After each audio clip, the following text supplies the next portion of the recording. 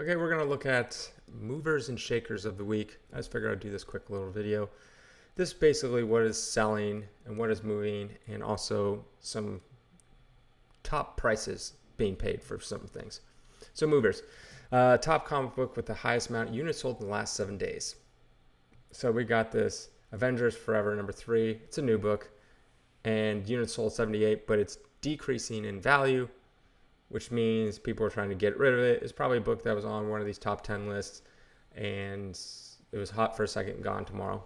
Most likely the case. Captain Carter, #1, same new book, 67 units sold, down 4.6%. Yeah. Then we have Spectacular Spider-Man 116. This is up 64 units, but it's up 41%. So this one's on the rise, but be prepared that this one will probably drop pretty soon. First full appearance of the Foreigner. Who the hell is that? I have no idea. There are comics. Is there some news? Oh, there we go. That's why it's up. 5 days ago, Christopher Abbott to play the Foreigner in Sony's Marvel Pictures. I have no idea who the Foreigner is. But that's why it's up. But I expect this book to be down tomorrow. Avengers West Coast. 6 units sold.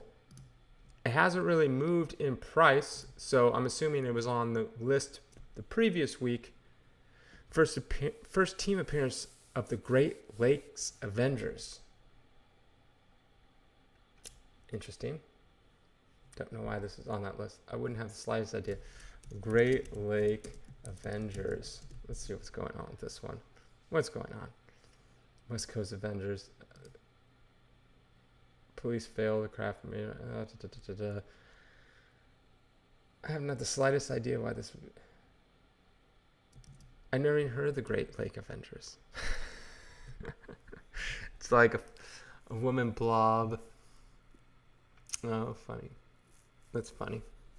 This is like Mr. Fantastic, but he's kind of weird looking. I don't know. Who knows what's going on? All right, then we got Star Wars High Republic Adventures #2. Units sold 54, up 6.3%. And obviously #15, it's down money-wise, though. So I'm assuming these books were hot a couple weeks ago, and now people are trying to get rid of them. Usually that happens, flooding the market. This is probably some Star Wars stuff. I don't know. There's always someone appearing in some TV show. It's impossible to keep track of.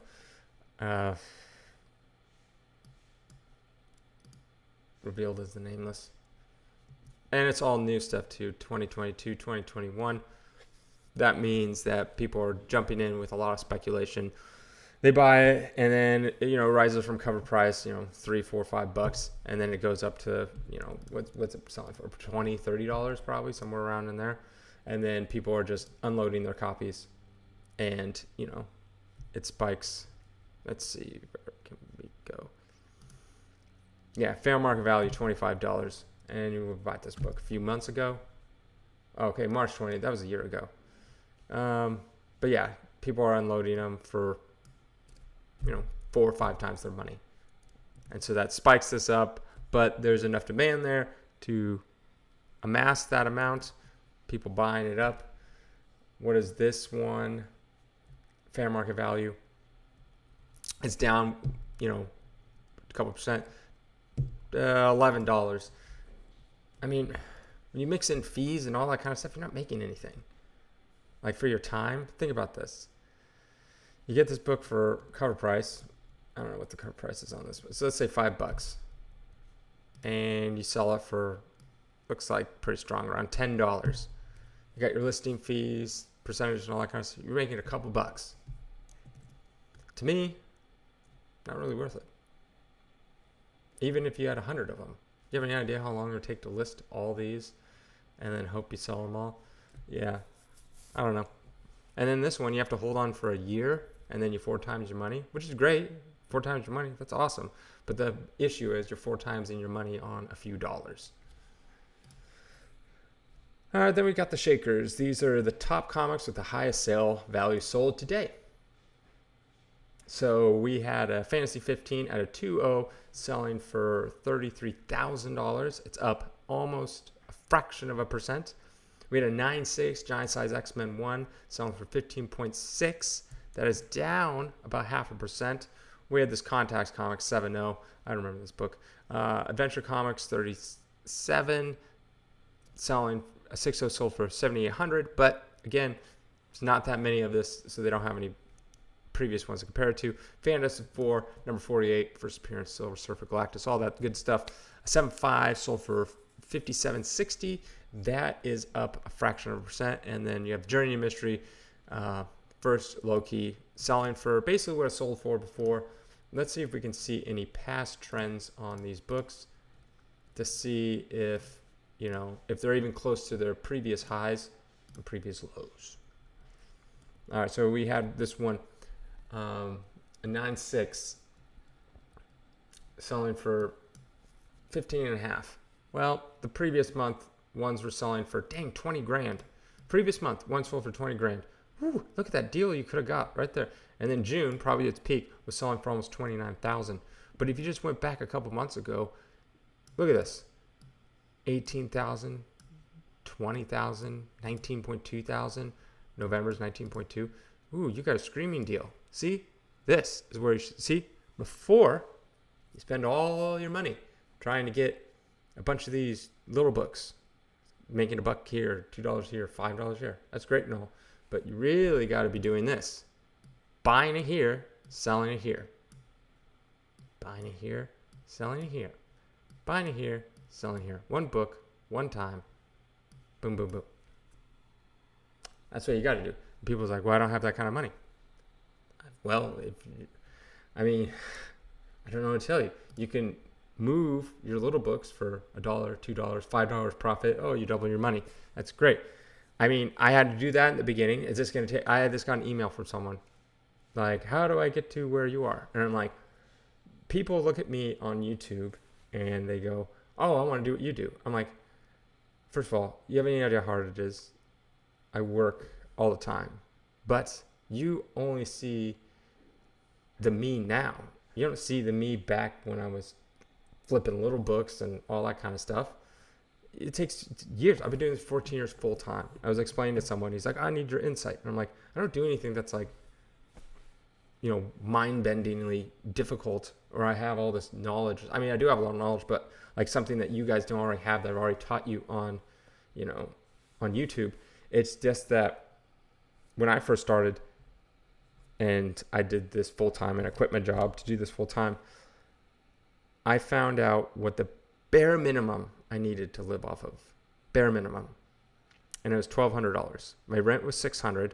I lived in a house with 5 other dudes. It was a 5-bedroom, 1 room someone shared. I owned the house and rented out all the rooms just to break even on the mortgage. And my portion was about $600. That left me $600 to live off of for food, insurance, cell phone bill, all that kind of stuff.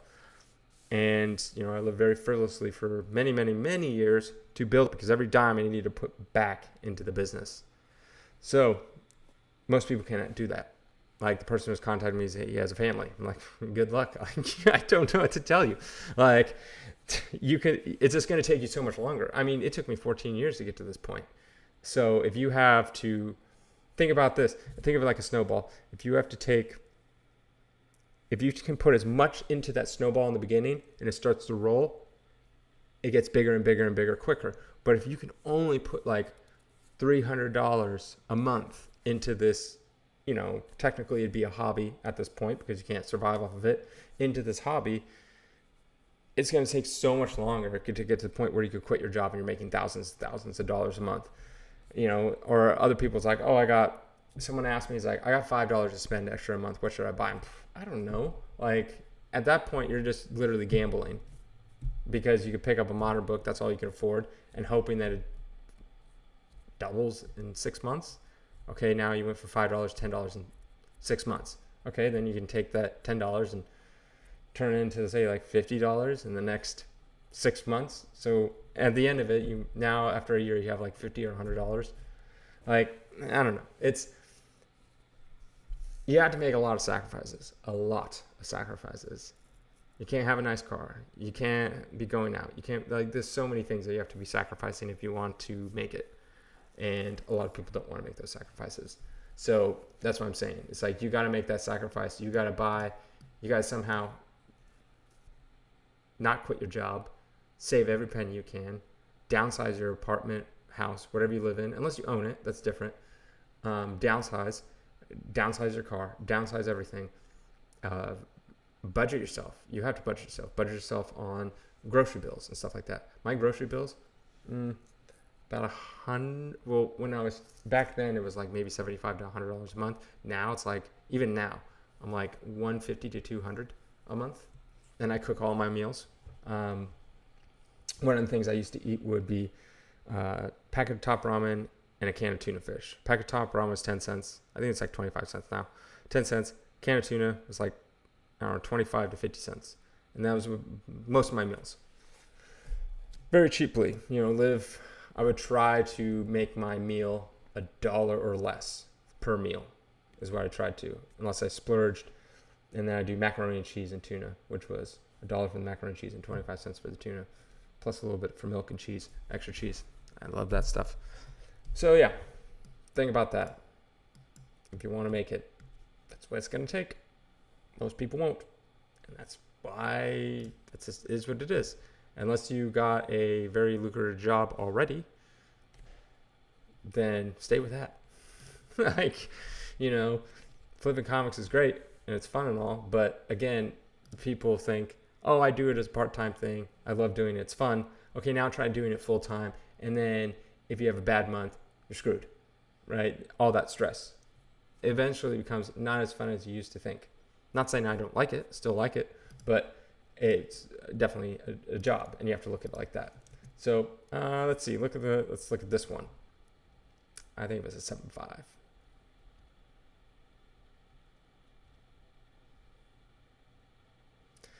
All right, so this one sold for $57.60.